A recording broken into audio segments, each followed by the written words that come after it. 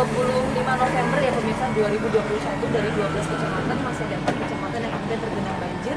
4 kecamatan ini ketinggian banjir seperti apa Pak? Informasi yang bisa disampaikan? Ketinggian antara setengah sampai 1 meter, tapi sudah hampir tidak di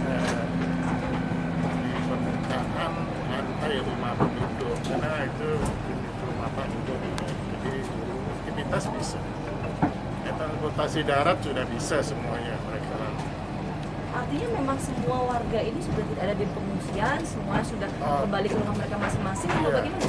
Ya, semuanya hampir saya nggak bisa katakan 100% sudah kembali, tapi ya lebih dari 98% mungkin sudah kembali ya, sedang memperbaiki atau membersihkan rumahnya ya. Dapur umum juga sudah banyak yang tutup ya. Kemudian ya kalaupun ada yang masih bergerak itu tugas tantangan. Apa sih Pak? Apakah memang kemudian kalau kita melihat dari tertarik dalam konteks sejarah ya Pak ya, ini memang banjir seperti yang terjadi saat ini lebih dari 1 bulan memang lazim terjadi atau seperti apa Pak?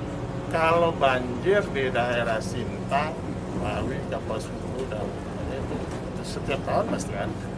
Cuma tidak separah sekarang.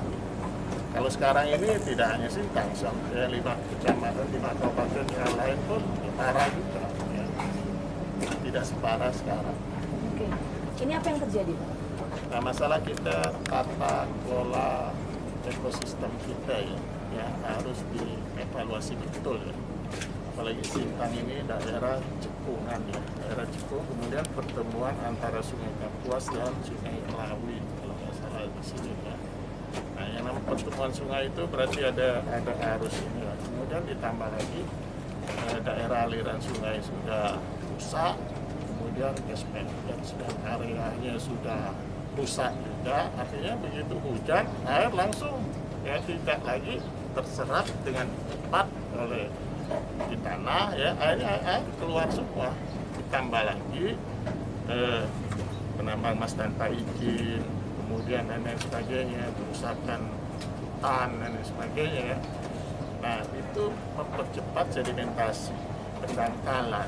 Nah, kalau misalnya secara alamiah sungai itu kedalamannya 7 meter, tahu sekarang tinggal 4 meter, nanti kan sudah ada 3 meter. Nah, 3 meter ini air ya. Kalau misalnya sampai siklusnya turun seperti itu lagi yang paling tinggi ya, berarti air pasti akan ke darat kalau sungai itu. Kalau kita bicara mengenai penanganan banjir ya Pak ya, untuk jangka pendek dan juga jangka panjangnya kalau kita bicara mengenai konteks penanganan banjir.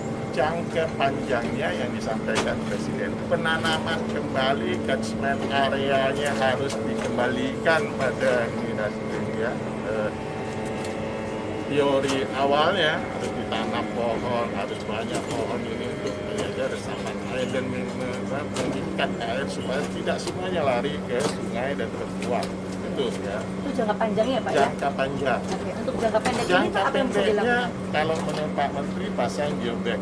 Tapi kalau saya pengerukan alur Sungai Kapuas. Nah, terkait dengan hal ini Bapak sudah sampaikan ke pemerintah pusat Pak terkait dengan penanganan banjir yang tadi Bapak sampaikan? Saya rasa mereka sudah tahu. Cuma masalahnya sekali pengerukan itu kan mahal, sampai 70-80 bahkan 100 miliar ya. Tapi mau dibilang apa kalau itu memang solusinya kan? Tidak bisa memungkiri bahwa misalnya di Desember, Januari, Februari akan turun musim penghujan, akan berpotensi, sekali lagi saya tekankan berpotensi terjadi hal yang sama. Kita tidak tahu Pak, tapi antisipasi seperti apa sih Pak yang dilakukan?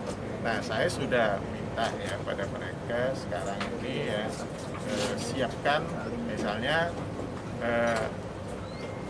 angan kita ya harus siap. Akhirnya saya cek Bulog itu persediaan kalian ini untuk berapa lama ya gitu. Nah, kemudian tempat pengungsian ya.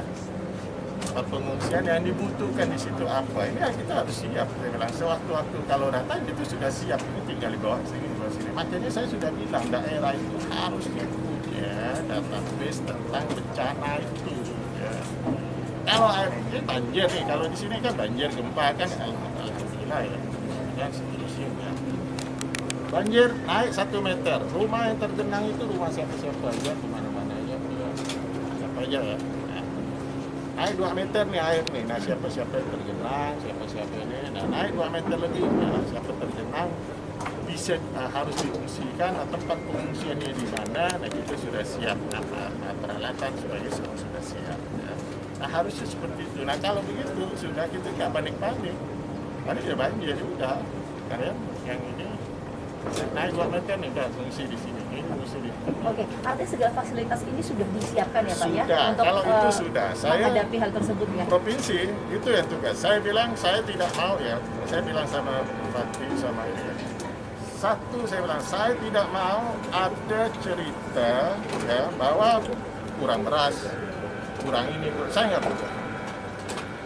Apapun kurangnya beras, saya bilang ambil dulu. Oke. Nanti urusannya belakangan. Ya.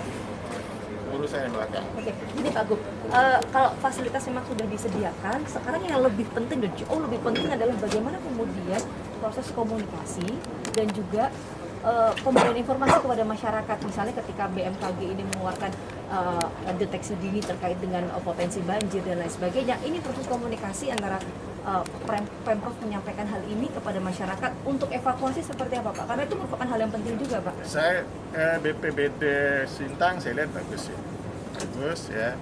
Kepala BPBD memahami tupoksinya dan apa yang harus dilakukan. Ya. Kadang saya sebelum tanya dia, saya cari data dulu dan dia jawab persis seperti itu. Artinya ini bisa diandalkan ya. Nah, saya minta juga jangan ada yang disembunyikan. Ya. Dalam hal bencana itu tidak boleh ada misal supaya daerah kita dianggap dia bagus, tak ada pencitraan di sini, tidak boleh ada apa. Sampaikan apa adanya aja. Ya rusak bilang rusak. Gak efektif bilang gak efektif.